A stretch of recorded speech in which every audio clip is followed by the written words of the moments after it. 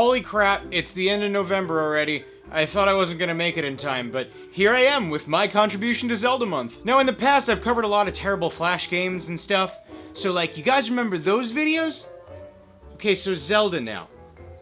The first game I'm looking at is called Robert the Elf, and it's surprisingly kind of fun. Wasn't really expecting that, but alright. It's a roguelike, akin to games like The Binding of Isaac, and just in case you forget, the game tells you. The gimmick, though, is that it's got this kind of top-down shooter element to it, because not only is your only weapon the bow and arrow, but you can only fire arrows in one direction. Well, arrows only fire in one direction. They just kind of shoot automatically. Also, whenever any dialogue pops up, the game does this, like, Banjo-Kazooie shit.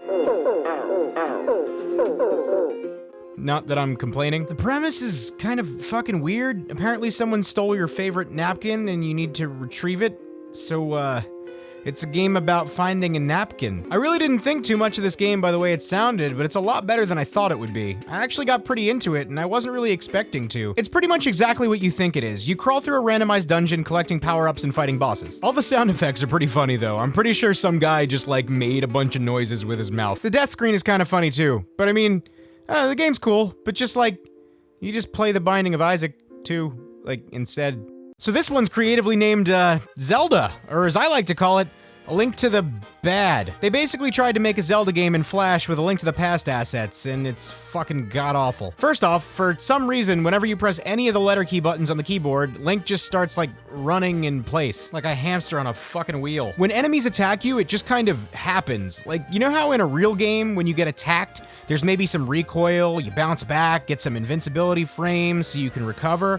Well, yeah, that does not happen here. You just start taking damage where you stand, indicated by this glowing red circle. When you attack enemies, though, they have the funniest death animation. And by animation, I mean they just spin around in a circle and then vanish. You can talk to NPCs for hints and directions, but even the dialogue boxes are buggy. Not to mention, they don't really tell you anything of importance. Like, this guy straight up is like, I don't fucking know what you want from me. Also, these guys over here are ragging on me for not having a fairy when I'm looking at both of them and I'm not seeing a fairy. At one point, the game bugged out so bad that a spear thrown by one of the enemies just kind of stayed on screen, even when I left that particular screen. And the craziest part is that if I walked into it, I still took damage. That's enough of this. This one's just one of those online Flash quiz things. There's 3 difficulties, and you proceed to the next one after getting all the answers correct. Now, the questions are all relatively easy until you get to the last difficulty setting. The questions actually do get kinda tough here, but it doesn't really matter very much because the questions never change or anything, so if you get something wrong, all you have to do is restart and pick a different answer once you get back to the question that you got wrong. You know, I wish sometimes that these quizzes would have a little more effort put into them, but I guess perhaps I'm asking too much of a fan-made Flash game. Like, for fuck's sake, at least clean up your PNGs. Well, anyway, if you manage to make it through all 3 difficulty settings, you get to claim your super secret prize. Now, I know what you're probably thinking. What special top secret reward could I possibly be in store for? Well, you're in for a real treat, because now you get to sit back and enjoy the, intro to the Legend of Zelda animated series in probably the lowest resolution humanly possible. Hooray. Also, why? Cyber Zelda? I wonder what that is. You sure know how to make a girl feel special, Hyper.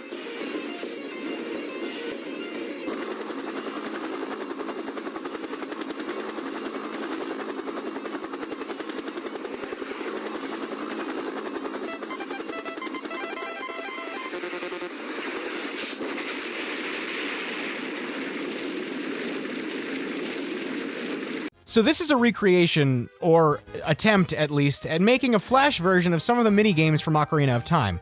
Well, a couple of them anyway. I'll get to that in a minute. Basically, it's a bunch of shooting games that don't really work all that well. There's this swinging target minigame that's supposed to be like the slingshot game from the Lost Woods.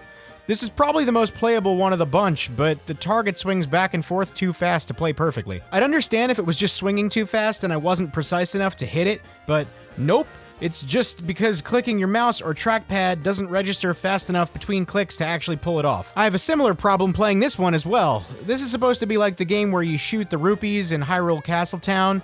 Similar to the last game, shit pops in and out of screen way too fast, and it's a bunch of fucking bullshit. Okay, so like I said, only a couple of them are like actual minigames from Ocarina of Time.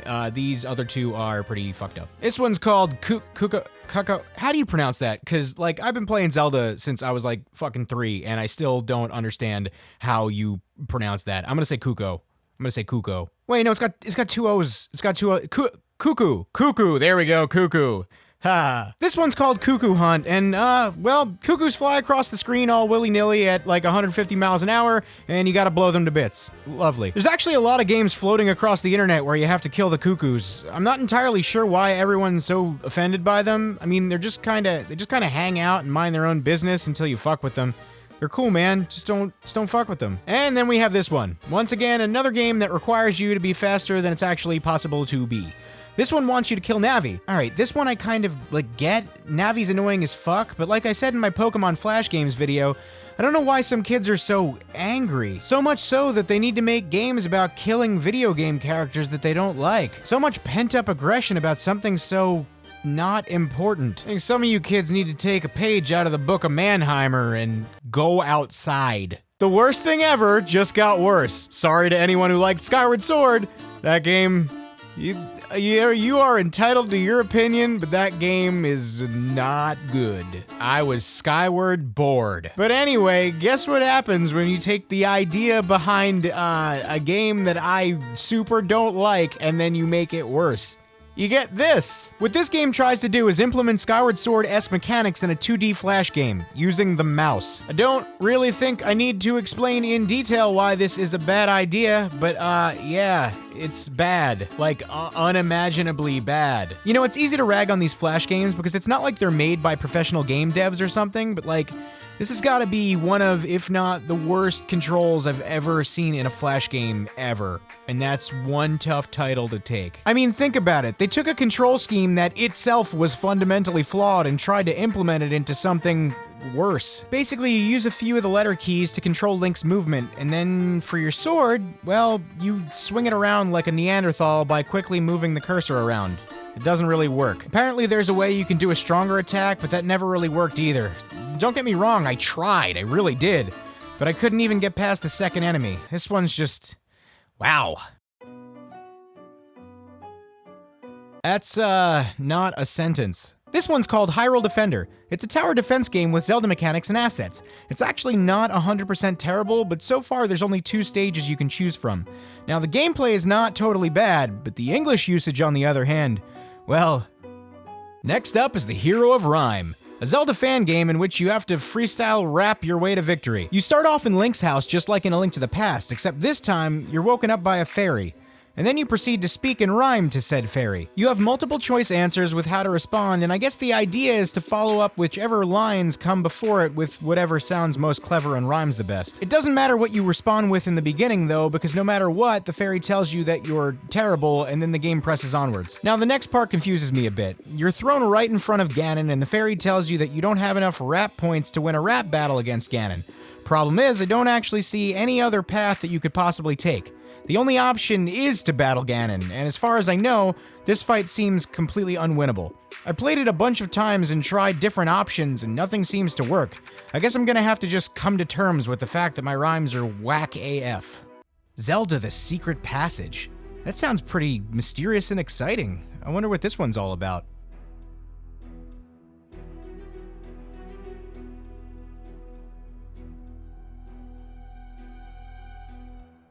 Well, clearly I'm gonna pick the green button. I mean, that seems like the most logical choice, right? Wake up. Time to die.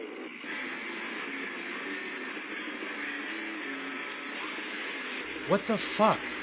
Okay, let's try this again. Okay, red button this time.